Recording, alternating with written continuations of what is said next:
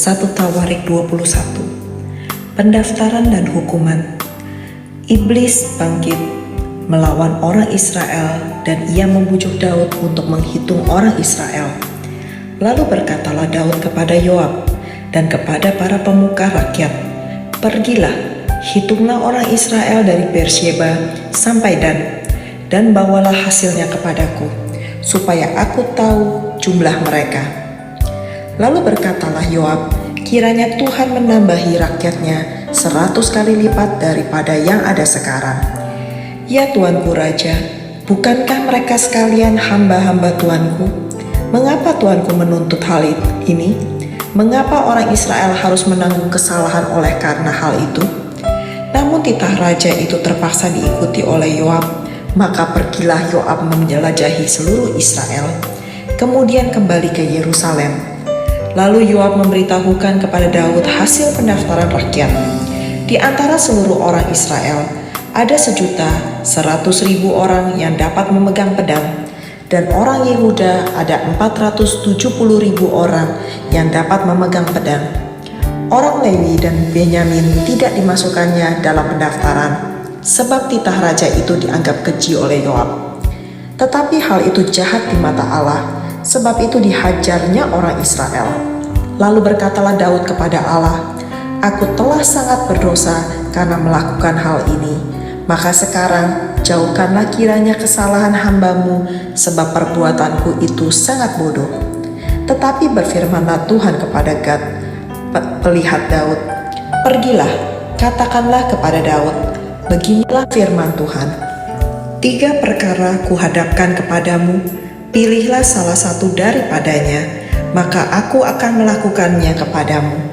Kemudian datanglah Gad kepada Daud, lalu berkatalah ia kepadanya, "Beginilah firman Tuhan, haruslah engkau memilih 3 tahun kelaparan atau 3 bulan lamanya melarikan diri dari hadapan lawanmu, sedang pedang musuhmu menyusul engkau, atau 3 hari pedang Tuhan, yakni penyakit sampar ada di negeri ini, dan malaikat Tuhan mendatangkan kemusnahan di seluruh daerah orang Israel.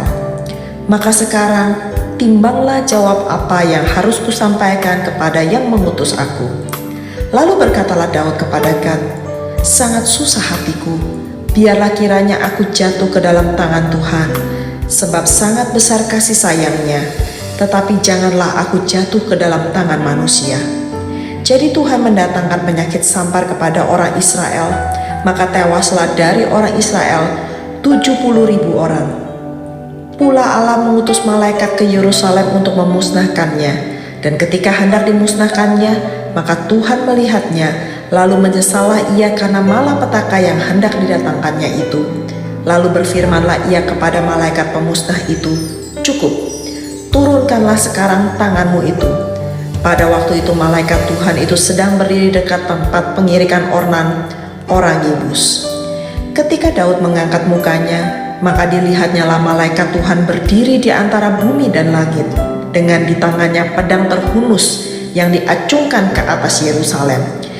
Lalu dengan berpakaian kain kabung sujudlah Daud dan para tua-tua, dan berkatalah Daud kepada Allah, "Bukankah aku ini yang menyuruh menghitung rakyat, dan aku sendirilah yang telah berdosa dan yang melakukan kejahatan?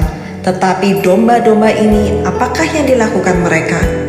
Ya Tuhan Allahku, biarlah kiranya tanganmu menimpa aku dan kaum keluargaku, tetapi janganlah tulah menimpa umatmu." Mezbah didirikan dekat Yerusalem, tulah berhenti. Kemudian malaikat Tuhan menyuruh Gad mengatakan kepada Daud bahwa Daud harus pergi untuk mendirikan mezbah bagi Tuhan di tempat pengirikan Ornan orang Yebus itu. Lalu pergilah Daud sesuai dengan perkataan Gad yang diucapkannya demi nama Tuhan. Ornan sedang mengirik gandum. Ketika ia memalingkan diri, dilihatnyalah malaikat itu. Keempat anaknya yang bersama-sama dengan dia menyembunyikan diri. Ketika Daud sampai kepada Ornan, maka Ornan mengangkat mukanya dan melihat Daud. Lalu keluarlah ia dari tempat pengirikan, kemudian sujudlah ia kepada Daud dengan mukanya ke tanah. Berkatalah Daud kepada Ornan, Berikanlah kepadaku tempat pengirikan ini, supaya aku mendirikan di sini mezbah bagi Tuhan. Baiklah, berikanlah itu kepadaku dengan harga penuh, supaya tulah ini berhenti menimpa rakyat. Jawab Ornan kepada Daud, ambillah. Dan baiklah tuanku raja melakukan apa yang dipandangnya baik. Lihatlah, aku berikan lembu ini untuk korban bakaran, dan eretan-eretan pengirik ini untuk kayu bakar, dan gandum untuk korban sajian. Semuanya itu kuberikan. Tetapi berkatalah Raja Daud kepada Ornan, bukan begitu, melainkan aku mau membelinya dengan harga penuh, sebab aku tidak mau mengambil milikmu untuk Tuhan, dan tidak mau mempersembahkan korban bakaran dengan tidak membayar apa-apa. Maka Daud memberikan kepada Ornan sebagai bayaran tempat itu emas sebesar 600 shikal. Lalu Daud mendirikan di sana mezbah bagi Tuhan, mempersembahkan korban bakaran dan korban keselamatan, dan memanggil Tuhan. Maka Tuhan menjawab dia dengan menurunkan api dari langit ke atas mezbah korban bakaran itu. Lalu berfirmanlah Tuhan kepada malaikat itu supaya dikembalikannya pedangnya ke dalam sarungnya. Pada waktu itu juga Daud mempersembahkan korban di sana, ketika ia melihat bahwa Tuhan telah menjawab dia di tempat pengirikan Ornan, orang Yebus itu. Kemah suci yang dibuat Musa di padang gurun dan mezbah korban bakaran pada waktu itu ada di bukit pengorbanan Gibeon. Tetapi Daud tidak berani pergi ke sana berhadapan dengan Allah untuk menanyakan petunjuknya, sebab ia takut kepada pedang malaikat Tuhan itu.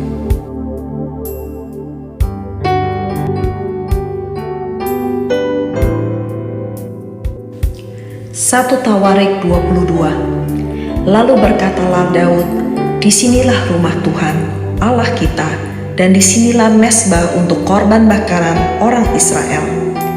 Persiapan untuk mendirikan bait suci.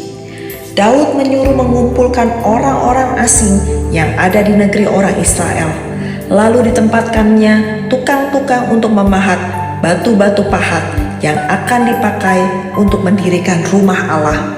Selanjutnya Daud menyediakan sangat banyak besi untuk paku-paku bagi daun pintu gerbang dan bagi tupai-tupai, juga sangat banyak tembaga yang tidak tertimbang beratnya, dan kayu aras yang tidak terbilang banyaknya, sebab orang Sidon dan orang Tirus membawa sangat banyak kayu aras bagi Daud. Karena pikir Daud, Salomo anakku masih muda dan kurang berpengalaman, dan rumah yang harus didirikannya bagi Tuhan haruslah luar biasa besarnya sehingga menjadi kenamaan dan termasyhur di segala negeri. Sebab itu baiklah aku mengadakan persediaan baginya. Lalu Daud membuat sangat banyak persediaan sebelum ia mati. Kemudian dipanggilnya Salomo anaknya dan diberinya perintah kepadanya untuk mendirikan rumah bagi Tuhan Allah Israel. Kata Daud kepada Salomo, anakku, aku sendiri bermaksud hendak mendirikan rumah bagi nama Tuhan Allahku. Tetapi firman Tuhan datang kepadaku demikian, telah kau tumpahkan sangat banyak darah dan telah kau lakukan peperangan yang besar. Engkau tidak akan mendirikan rumah bagi namaku, sebab sudah banyak darah kau tumpahkan ke tanah di hadapanku. Sesungguhnya seorang anak laki-laki akan lahir bagimu, ia akan menjadi seorang yang dikaruniai keamanan. Aku akan mengaruniakan keamanan kepadanya dari segala musuhnya di sekeliling.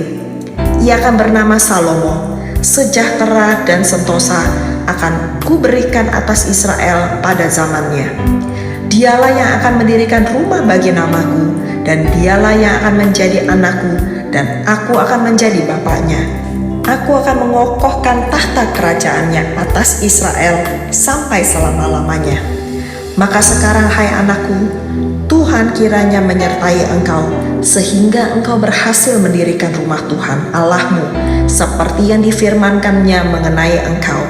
Hanya Tuhan kiranya memberikan kepadamu akal budi dan pengertian, dan membuat engkau menjadi pemegang perintah atas Israel, supaya engkau memelihara Taurat Tuhan Allahmu. Maka engkau akan berhasil, jika engkau melakukan dengan setia ketetapan-ketetapan dan hukum-hukum yang diperintahkan Tuhan kepada Musa untuk orang Israel. Kuatkan dan teguhkanlah hatimu, janganlah takut dan janganlah tawar hati. Sesungguhnya, sekalipun dalam kesusahan, aku telah menyediakan untuk rumah Tuhan itu 100.000 talenta emas dan 1.000.000 talenta perak dan sangat banyak tembaga dan besi, sehingga beratnya tidak tertimbang. Juga aku telah menyediakan kayu dan batu, tetapi baiklah engkau menambahkannya lagi. Lagi pula engkau mempunyai sangat banyak pekerja, yakni pemahat-pemahat batu, tukang-tukang batu dan kayu, dan orang-orang yang ahli dalam segala macam pekerjaan. Emas, perak, tembaga, dan besi yang tidak terhitung banyaknya, mulailah bekerja.